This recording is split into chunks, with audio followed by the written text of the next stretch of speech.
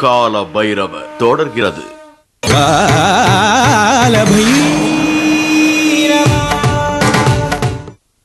பசுத்தோல் போர்த்திய புலி அப்படியே இருந்து விடுமா? இந்த மாற்றமெல்லாம் தற்காலிகமானதுதான். அவன் அதிலிருந்து மாறி இயல்பான நிலைக்கு மீண்டும் வருவான். அதுவரை நாம் காத்திருப்போம். சிவபெருமானின் வாக்கு ஒருபோதும் பொய்யாகாது. ஆதியும் அந்தமும் இல்லா ஜோதியே போற்றி. தேவேந்திரா, அங்கு பார்த்தீர்களா அந்த அதிசயத்தை? நடப்பதை நானும் பார்த்து கொண்டுதான் இருக்கிறேன். மனித வடிவம் எடுத்த பண்டாசூரன் இனிய குணங்களுக்கு இருப்பிடமாக அல்லவா மாறிவிட்டான். உண்மைதான். கருணையின் வடிவமாக மாறி அந்த குடும்பத்தை வாழ வைத்து விட்டான். அவன் அவர்களுக்கு செய்யும் சேவையை பார்த்தால் வியப்பாகவும் இருக்கிறது.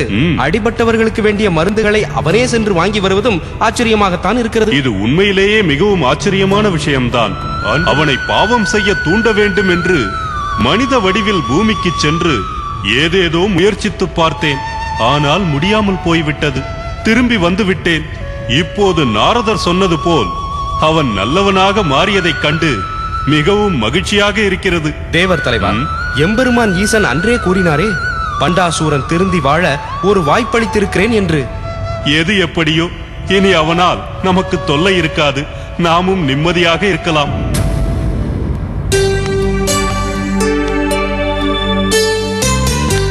பண்டாசுரா, தர்ம தேவதை தாங்களா?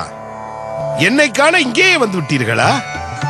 ஆம் பண்டாசுரா, உன் செயல்கள் யாவையும் நான் பார்த்து கொண்டுதான் இருந்தேன். பொறுத்து கொள்ள முடியாத தவறை நீ செய்து கொண்டிருந்ததால் இனி உன்னை காணவே கூடாதென்று நான் தான் சென்றேன். இன்று நீ செய்த உன்னதமான செயலை கண்டு உன்னை வாழ்த்துரைக்க வந்துள்ளேன்.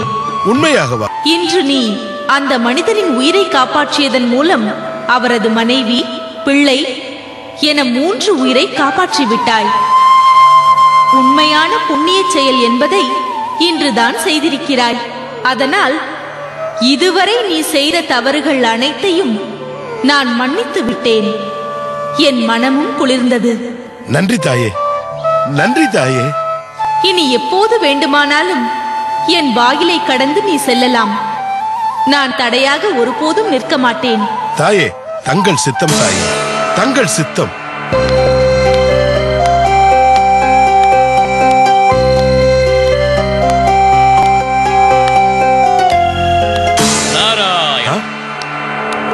நாரதரே, வாருங்கள் வாருங்கள். பார்த்தாயா பண்டாசுரா, நீ செய்த சில புண்ணிய காரியங்களுக்கே தர்ம தேவதை உனக்கு அருள் செய்ய தொடங்கிவிட்டாள். இனி நல்லவனாகவே இரு, நன்மைகளையே செய், எல்லாம் நலமாகவே முடியும். நன்றி நாரதரே. நாராயண.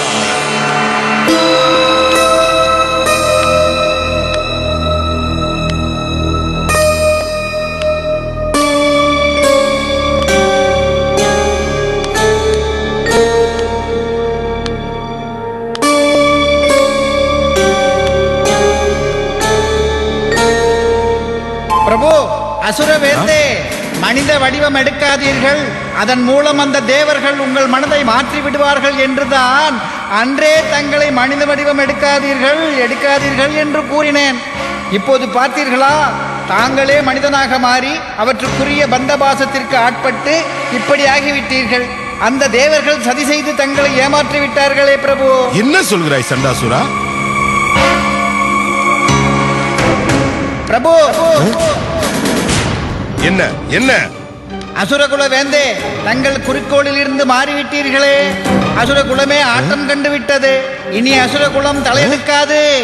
அசுரகுலமே இல்லை, அழிந்து விட்டது, அழிந்து விட்டது.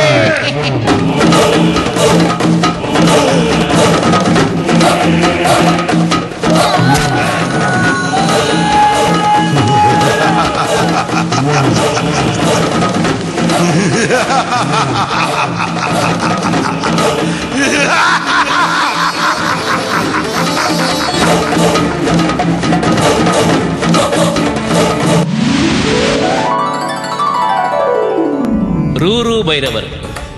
அஷ்ட பைரவர்களில் அடுத்து இடம்பெறுபவர் ரூரு பைரவர். நமது தேகத்தில் கண்டத்தை இடமாக கொண்டு ஆதாரங்களில் விசுக்தியாக திகழ்பவர், ஆகாயத்தின் அம்சமாக விளங்குபவர். ரூரு பைரவரின் சக்தியாக மகேஸ்வரியே விளங்குவதால் ஈசனுக்கே உரிய ரிஷப வாகனம் கொண்டவராய் உடுக்கை, சூலம் ஆகியவற்றை கரத்திலே ஏந்திருக்கிறார்.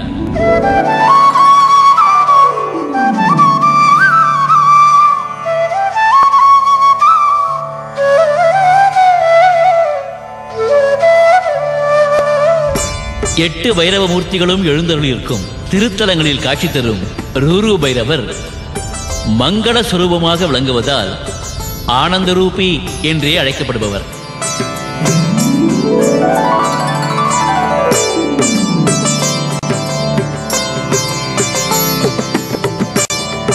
தம்மை வணங்குவோருக்கு ஏற்பட்ட கடன் சுமைகளை நீக்கி அவர்களை ஆனந்தமாக வாழ வைக்கிறார். ஓம் ஆனந்த ரூபாய் வித்மஹே தங்கேசாய் தீமஹி தன்னோ ரூரு பைரவ பிரச்சோதயாத்.